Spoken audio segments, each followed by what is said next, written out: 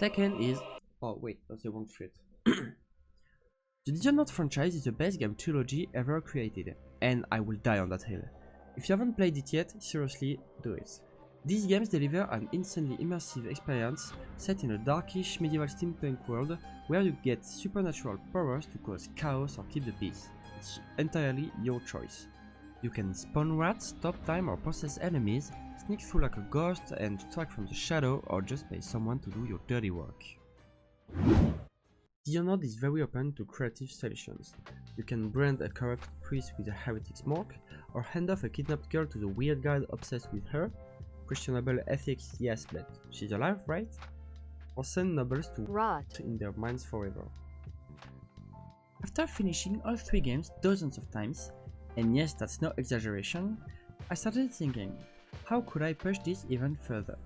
That's when I realized Dishonored DotO, or Days of the Outsider, the 3rd game in the series, is perfect for speedrunning. If you're not familiar, speedrunning is the art of completing a game as fast as humanly possible. Communities form around it, and some games are just made for it. Dishonored DotO is already pretty short, about 8 hours for a casual playthrough, maybe 20 if you explore everything, but what if I could beat it under 2 hours, or even just half an hour? Let's find out how far can I go in this project. First of all, I will do a chill run while only using what I remember of the game, to be able to have a reference of a regular playthrough, and to show you the main levels of the game. This game is split into 5 missions, each building toward one goal, killing the outsider, the mysterious godlike figure who's been pulling the strings behind the scenes for years. First, you rescue a former cultist being held hostage by a gang. He's the only person who knows a way to kill the outsider, and lucky you, he's willing to talk. Next, you go on a little borrowing spree. 2 ancient keys hidden in some of the most secure places in the city. You will need both to access a highly protected vault beneath the city, where an artifact lies waiting, a blade forged to kill a god. Once you've got the knife, there is only one thing left before killing the outsider, finding where he is. After you found out, you can infiltrate the void itself, where his main body lies, patiently waiting for you. The next part is up to you. Redemption or revenge.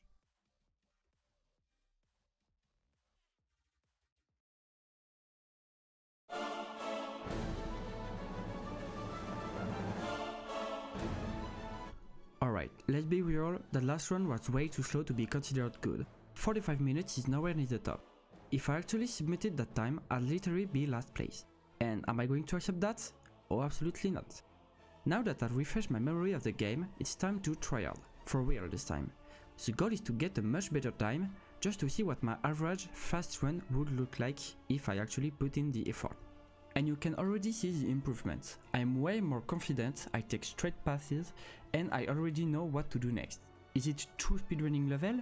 Not even close. I'm still sitting somewhere in the top 98%. Yeah, that sucks. But I did manage to cut my previous run time in half. And that's pretty impressive, right? At this point, I honestly didn't expect to improve much more. I thought I wasn't far from my limit, the moves felt clean, the actions felt sharp, even watching the top runners I couldn't understand how they were shaving off that much time. I could understand that they would gain like 3 or 4 minutes, but the actual record was only 8 minutes long, an ocean to cross for me and my 23 minutes run. But now it's time to pull out the biggest time saver trick I saved for later, the lip glitch.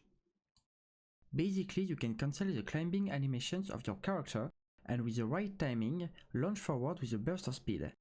This is extremely simplified, but that's the theory. With this in hand, I set a new goal to myself, 17 to 18 minutes, and I had no idea how much I was underestimating myself. Yes, not only did I beat my 17 to 18 minute goal, I brought my time down to 14 minutes and 30 seconds, something I seriously doubted I could do. This became possible thanks to a few more techniques I used. There is a jump in the first mission that skips most of the level. I tried for ages, failed every time, until I asked the community. The fix? Don't move your mouse. Seriously, doing nothing was the answer. Who figured that out? In mission 4, you can skip half the level with precise blinks. Add the lip glitch and you skip the entire start. But if you miss it, get ready to suffer.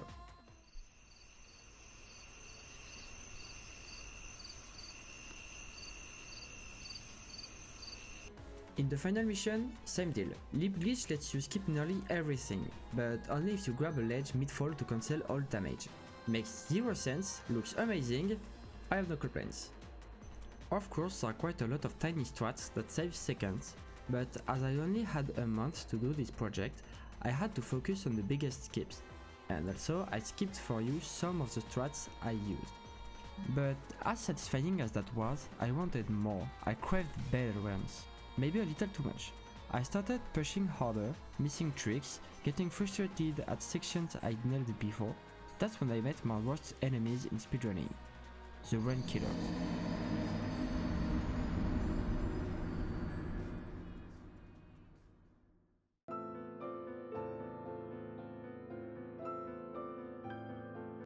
Run killers. The name says it all. These are the things that end your run on the spot. First, the leaps.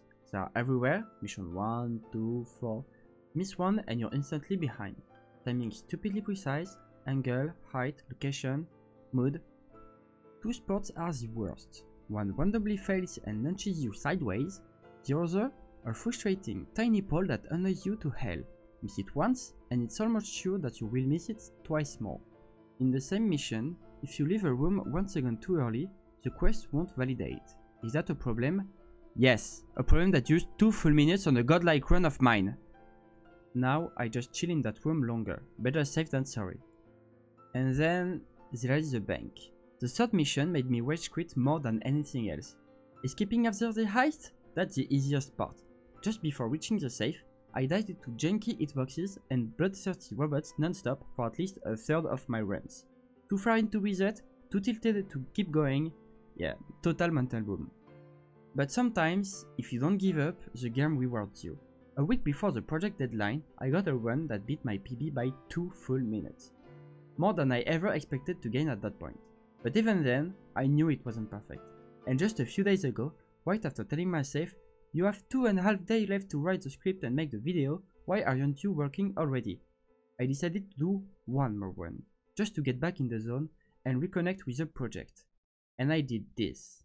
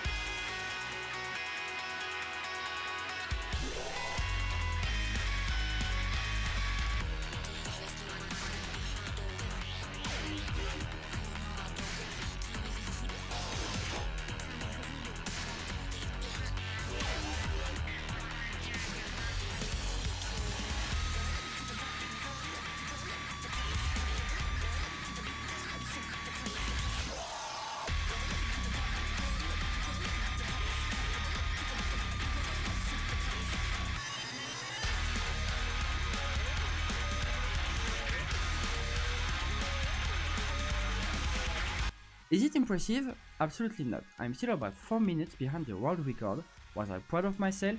Damn yes. And after all, isn't that matters most? I'm finishing this project in 33rd place, just 1 second behind 30 seconds.